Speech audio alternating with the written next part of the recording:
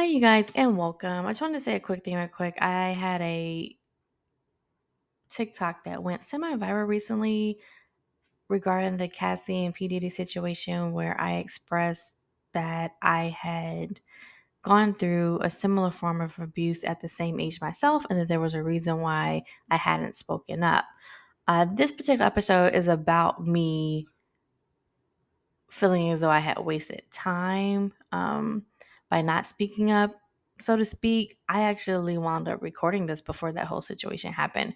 So maybe it's just the universe saying that I needed to put this out. In the meantime, I did want you guys to know that I am putting up all of my podcasts on YouTube, so you can catch me there at Nikki D Lovely as well. And if you can make a voice recording to this podcast, and you can also answer the questions at the end of this episode for me. And you may see some of your answers in my next YouTube video.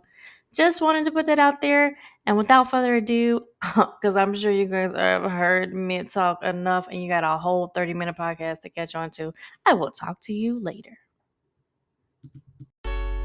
Welcome to Hello Me, It's Me, Vulnerable AF, a podcast hosted by Nikki D. Lovely.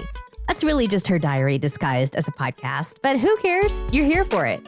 Join in as she addresses her self-reflections on life, love, and dating, and gives us all the tea by being more vulnerable than she ever has, with herself and the world. So let's get started in today's episode with Nikki D. Lovely, already in progress.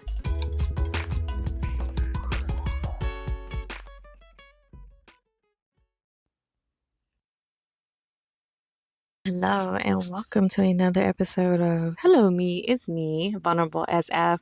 I am going to have to apologize. I have been missing in action, and it seems to be a theme for me. I have given myself, I've I'm about to say undiagnosed ADHD, but I have diagnosed myself. So there's definitely something going on in my head. And I think you guys can tell even from some of my videos, like my weirdness. Like, I don't shy away from it. I'm a little all over the place. I'm not gonna lie. And this isn't new. I think one of the main reasons why I've kind of stopped and started is because I have been a little all over the place. I don't want to say my entire life. I've always been like a creative my entire life. And I'm not the only one, because like my best friend, my best girlfriend, one of my other friends, I don't know, maybe I just attract people who are just like me. I was watching this stream one time and this lady goes, I attract neurodivergence. And because I'm a little neurodivergent and I have a little bit of, I think she said she has a little form of autism. And it made me think, maybe, and I'm not saying this in a joking way, I'm actually considering like maybe. But I'm not going to diagnose myself, and I'm just going to say I probably need to go get diagnosed. And so that may be something I do one of these days, is go get myself checked out in an insane asylum, which people have recommended for quite some time now. But, maybe they're right. Maybe they're wrong. All I know is sometimes my brain has like this constant stream of consciousness where they call it word diarrhea, where sometimes I just can't be quiet. So that being said, let me just shut off for a second. Take a breather for you and for me, because I know you're listening like, okay, Nikki, we get it. So go, okay, let's get back to the business. If you don't know, I dropped my first YouTube video in 3 years. And that was, when we talk about this thing about being consistent and being dedicated to something, they call this a microwave society. So it's not just me. This society, us, we have become fixated on like having things, let me say accustomed to having things right away. Microwave society. If you post something on Instagram, you want likes immediately. I think that's one of the reasons why I got off Instagram, because it's like it wasn't validating enough for me. I'm posting and I really don't know who I'm posting to. I don't know what my target audience is. I don't know why I'm posting. The funny part is I was never really a social media person until I started getting on PS4 Live. So some people know me from PS4. I have a lot of people who know me from PS4, and some people know me from other places, right? But I used to stream on PS4 a lot, like every night. That was like my therapy outlet. It was like a way for me to kind of get away from everything I had going on, make new friends, talk about my life. I was streaming before streaming was a thing. I was streaming before you could get paid to stream. And as soon as people started getting paid for streaming, I got so burnt out and tired of it, I just quit. So I've been living in this, I don't want to call it a rut, because I've really been taking this time to find myself. And on this 2-year journey of finding myself, because I moved from Los Angeles, California, all the way to Lafayette, Louisiana. And I came here under the guise that I was helping a nonprofit. The funny thing is, I'm saying under the guise, but there really was a nonprofit that I came out here to help. But when I came here to help, it was very apparent pretty immediately on that it was not really going to work out. I hate to say this, and so for respect for the people who are involved, I guess I won't. But what I do want to say is that sometimes you can get like a lot of people with a lot of great ideas together, and sometimes like the ideas are too much. Yeah, we'll just say that didn't work out. It didn't work out, guys. That didn't work out. It didn't work out. So I had to move on from that pretty early on, maybe about 8 months in. I had spent like a lot of time. I think I spent too much time on that, honestly. That's time you can never get back. Time you can never get back. Maybe that's a great theme to start on. Let's just do that. Let's call this podcast Time You Can Never Get Back. Time is so valuable. There was a time in my life where I was using the new time I had, thinking about the old times, thinking about the what ifs, thinking about the if I had done something differently. So I know I've shared in a previous podcast about, being married before and being in a abusive relationship. Towards the end, it was more mental than it was physical. Y'all, that mental stuff is, oh my gosh, guys, that mental stuff can set you back, will set you back, did set me back, further than I cared to relive, honestly. But because the name of this podcast is called Vulnerable as F, we're about to relive this, and I am about to relive this right now with you. And I'm going to press through this, and I ask that you guys have patience with me while I speak on this and go through this. So, coming from a mentally abusive relationship, there was a lot of things I did not realize I had gone through in that time while I was in it. And one thing I realized about abuse survivors, and this is the first time I'm even using this word, one thing I noticed about me, let me even make it more specific and more vulnerable, is that I did not want to label myself as being someone who could be manipulated and mentally abused. Also, to the point too, when you're in it, you don't recognize it. So the jealousy, the envy starts to look like just extreme caring. The tantrums, I just want you all to myself just comes across as he had a hard life. Everyone abandoned him. I don't want to be that person to abandon him. So you wind up telling yourself a story in your head. So, for example, my ex-husband didn't want me to leave the house. My ex did not want me talking to my family. And he never came out and said things like, you shouldn't be talking to them. Like, it was more of, why are you talking to them when you have me? Why are you telling them our business? Because I don't want them to look at me any differently. He was very cautious of, like, very concerned about how other people viewed him, supposedly, to me. And so it was just best that it was just me and him. Now, that didn't mean that he couldn't go out. That didn't mean that he couldn't have friends. That didn't mean that he couldn't talk to his people.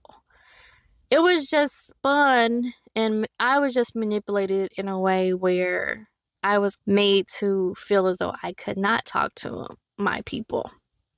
And the funny part about that is I was very close to my family. And again, it's not something that was blatant, like you can't talk to your family. It's subtle. It happens over time.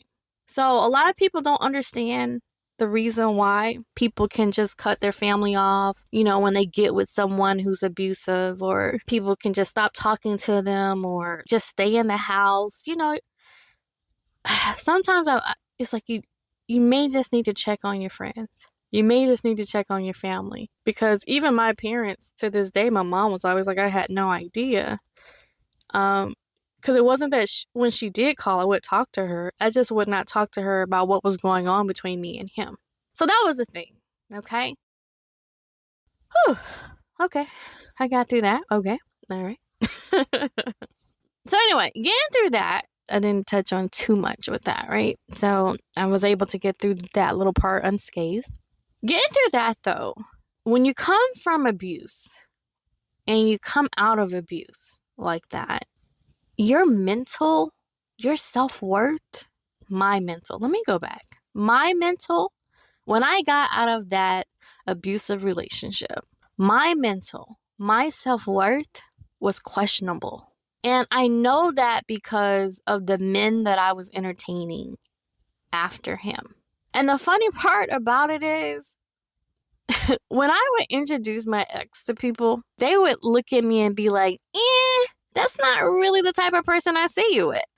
The funny part is, I took that as a challenge. It was like, oh, wait, so you don't see me with this type of person? Oh, well, girl, I'm full of surprises, Like, I took that as a badge of honor that the person I was with didn't look like who I was supposed to be with.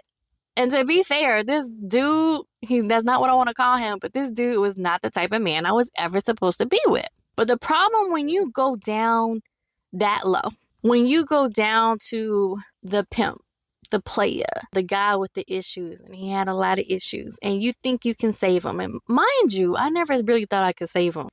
He threatened to kill himself if I ever left him. And so because of that, I was kind of trapped in this void of playing savior. I cared enough about him and I was young and naive enough to think that me staying would somehow, quote unquote, save his life. He just needed to be loved. But one thing I realized is that I could never love him enough. I could never give him the love that he truly needed. Never could he get that love from me. But again, I was too young and naive to know that, to realize it, to even understand that. Okay? So when we talk about time, I go back now and I look at that young 19-year-old girl, and man, do I want to just sit her down and say, like, girl, you do not have to do this. You do not have to be here. You could be doing so much other stuff with your life right now. Do not get trapped in this man's shenanigans. Do not get trapped in this man's emotions. Do not get trapped in this man's psyche, in this man's mental mind games. Run. Run. If I could tell myself anything right now, my old self anything right now, it would be that. If I could go back in time. But I can't. So we're moving forward, okay? And going back to the fact of going back to self-worth and losing your self-worth when you get out of something like that. I came from that and I jumped into something that was no better. Let me rephrase that. I came back out of that. And I gave myself, I think it was about, I was 27, 28. I got out of that when I was 26. So I gave myself about it was 3 years. I remember I was 3 years celibate. Yeah, it was 3 years. So I was celibate for 3 years, but I didn't have any healing. There was no healing. Like, I didn't go to a therapist. I just sat with myself. I just sat in this, oh my God.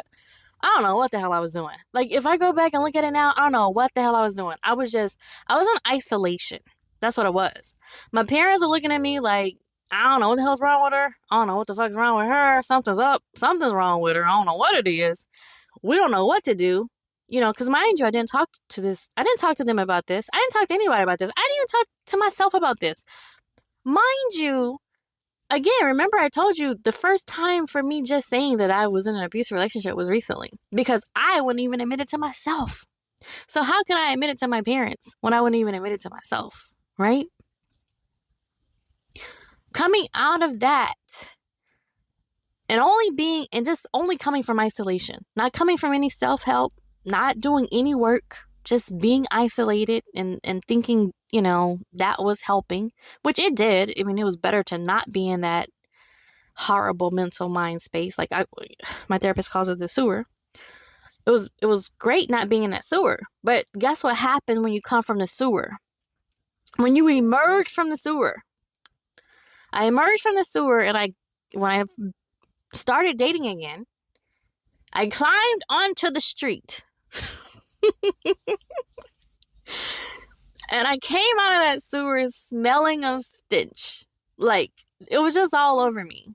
Now, this goes back to you attract what you are at that time, or you attract what you think you're worth at that time. And during that time, and I'm not going to say, I really don't believe that to a certain extent, because I think sometimes people can see your worth more than you can. So just because you feel a certain way about yourself doesn't mean that other people can't see it. But the problem is when you can't see it, you don't think you deserve anything better, right? So when better comes, you run, you hide, you ghost. Like you're not attracted to better, right? And that's kind of what happened to me, because I'm not going to say I didn't have good men in my life. I didn't have good men trying to come talk to me. I did. Like, I had some good men, even at that part of my life. I did have some good men trying to come into my life. But I didn't feel like I deserved better. Now, I wouldn't have admitted that at the time. I can admit it now because it was my subconscious. Like, my subconscious. I would have told you, yeah, I want me a good man. I want me a fine man. But my subconscious was saying something different. My subconscious was like, oh, nah. He too good for us. Like, we ain't on that level. Like, he gonna see right through you. You ain't worth that.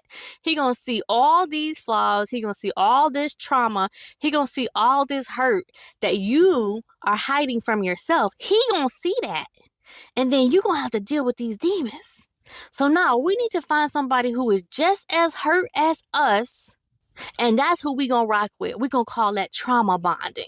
So let's go find somebody who's had maybe equal trauma to where you are. He gonna be a level above what you just came from, because we ain't going back to that. We refuse to go back to that. But we will. We gonna step it up on these streets, smelling like sewer water. Okay? Okay. So I climbed my ass out that sewer watery and all, and I found a man from the streets. Okay? And he was better than what I came from. But I ain't gonna say he was the top tier of where I needed to be. I ain't gonna say that at all. And I'm not gonna say he was not a good man. I'm not gonna say, I'm gonna just leave that where it is. I'm gonna leave him where he's at, because it is what it was. He was better than my ex. And I remember saying it to my father. My father was like, so tell me about this guy. And I remember the only thing I could say about him was, he's not my ex. And that was saying so much, but it wasn't saying enough to who I am right now. You know what I'm saying? But again, we're not going back. We're going back to where we were at that time. So with this new guy on the streets, it's no wonder that didn't work out either. That relationship did not work. Our first date, I'm just gonna say, my first date with this man. Oh Lord, this is vulnerable as F. So I'm about to. Oh Lord, my first date with this man, he told me he did not have any money. I'm laughing, but this is not funny. He told me he didn't have any money. He told me he had no money because he had just lost his job. Now before that, he's making a lot of money, but he had just lost his job. So I was trying to be like, I was just trying to be caring and show him like, oh, the money doesn't matter, right? Oh man, if I could go back, in time. Oh man. Anyway, let me tell you what the date was. The date was at Del Taco. Now, if you're from California, you know where Del Taco is. It's basically like Taco Bell, but like I know Del Taco is not everywhere. It was a Del Taco parking lot. Like we ordered like 50-cent tacos and ate them in the car. And I'm not saying that's not a great date because obviously it was, we wound up talking for 2 years after that. But at the same time, it wasn't a date. Like I really can't remember us. Actually, wait.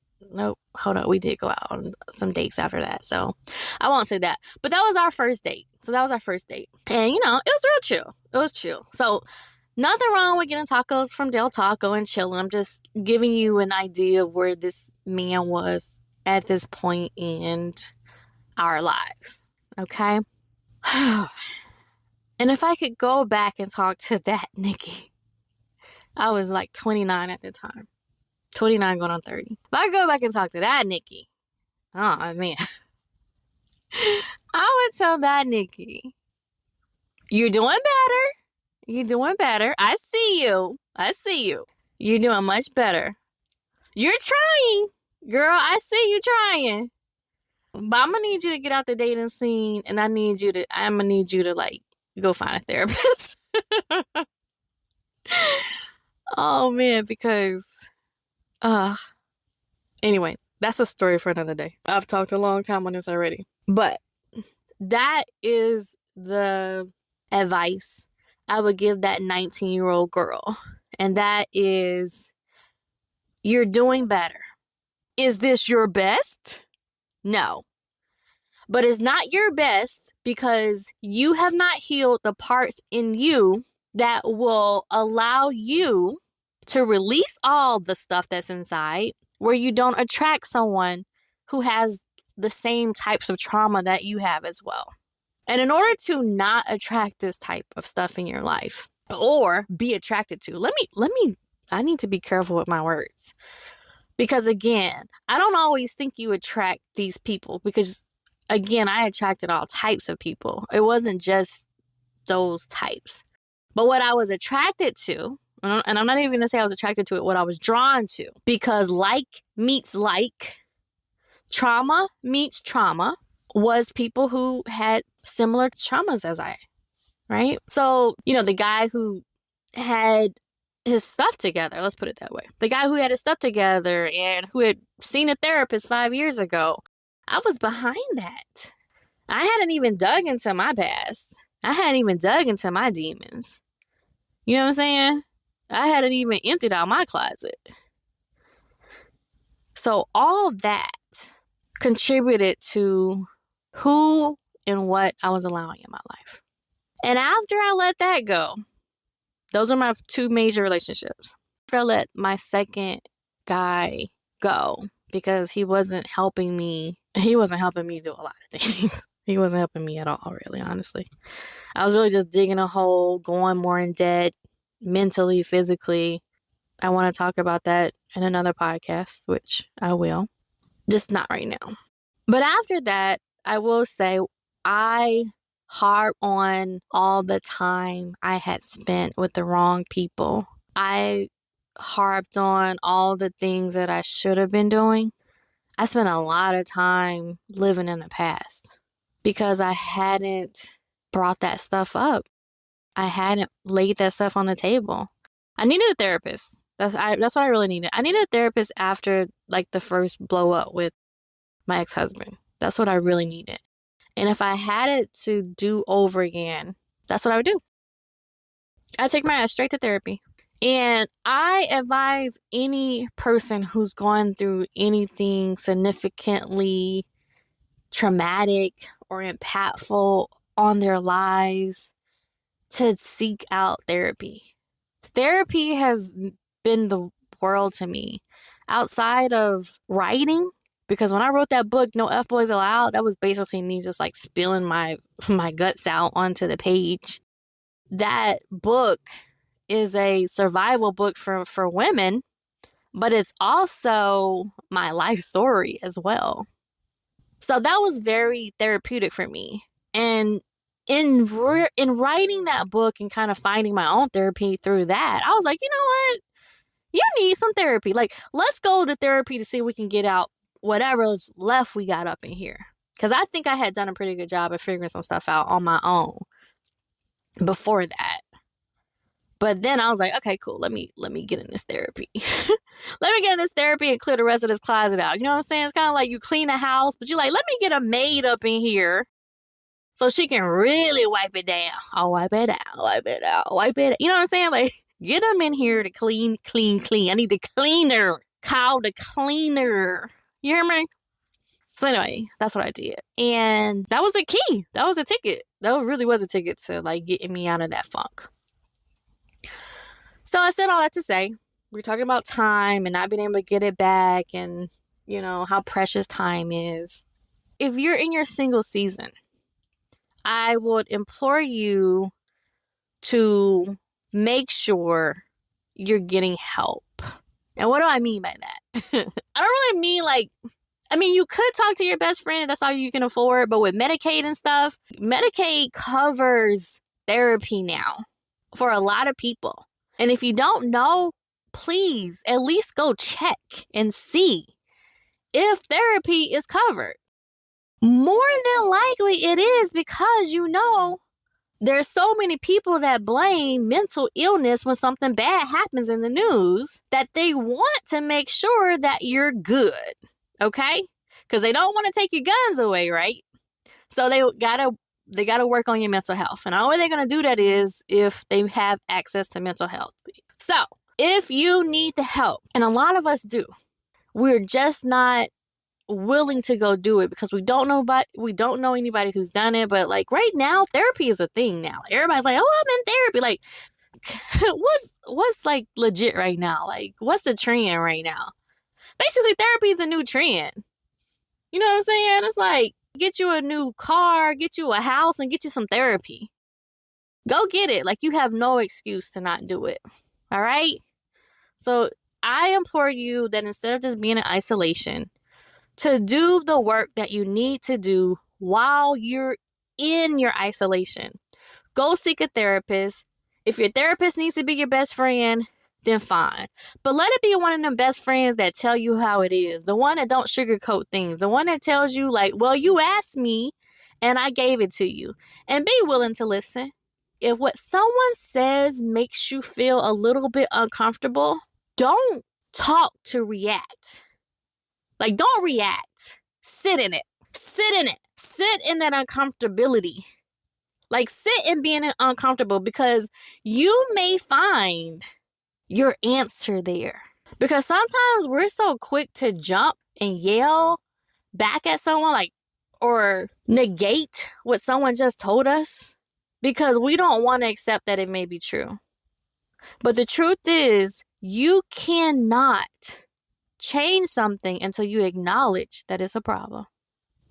So I need you to sit back and listen during your season of isolation. Listen to your friend, listen to your therapist, listen to whoever you need to talk to. If you need a journal, and figure some stuff out. Figure that stuff out, because you owe it to yourself. And you owe it to the time that you have left. You owe it to the time that you have left. And we're going to end it on that note. I think we've talked long enough. Oh my gosh. I don't even know how long we've been here. I'm over here charging up my car as always. And, 30 minutes. So yeah, let's go ahead and end this and I'm sure you guys have had enough for me talking, so but I appreciate you guys being here. I really do.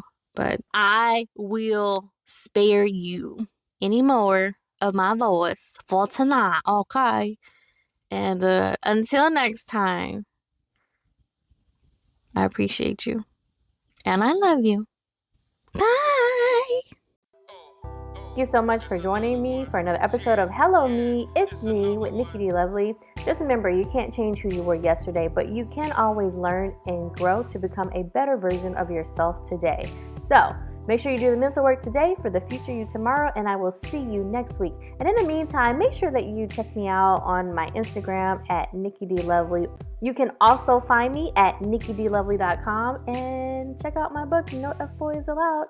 I also have a poetry book coming out pretty soon, so just a little shameless plug. But either way, I will see you guys next time, and thanks again. Bye. It's another one. It's another one. Yeah, it's another one.